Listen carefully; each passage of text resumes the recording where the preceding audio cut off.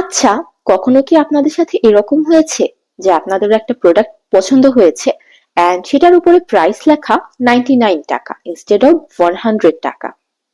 কখনো কি মনে প্রশ্ন এসেছে যে বিজনেসগুলো এই কাজটা কেন করে থাকে? চলুন আজকে আপনাদের এই প্রশ্নের উত্তরটা দিই। আসসালামু আলাইকুম এভরিওয়ান। বিজনেসগুলো 100 না লিখে 99 লিখে থাকে। এই কাজটা করার পেছনে একটা মার্কেটিং স্ট্র্যাটেজি কাজ করে, যেটার নাম হচ্ছে সাইকোলজিক্যাল প্রাইসিং। আমাদের হিউম্যান ব্রেইন যে কোনো প্রাইস দেখার সময় লেফট থেকে রাইটে দেখে, যে কারণে 100 তার কাছে একটা এক্সপেন্সিভ প্রাইস মনে হয়। অন দ্য আদার হ্যান্ড 99 তার কাছে চিপ প্রাইস মনে হয়।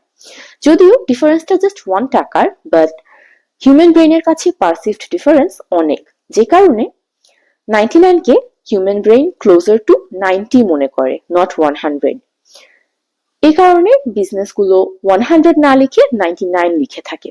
এতে করে তাদের সেলস বাড়ে এন্ড কাস্টমাররা ফিল করে তারা লো প্রাইসে প্রোডাক্ট পাচ্ছে। এখন আপনারাই বলুন, এই সাইকোলজিক্যাল প্রাইসিং স্ট্র্যাটেজি আপনাদের কাছে কেমন লাগে?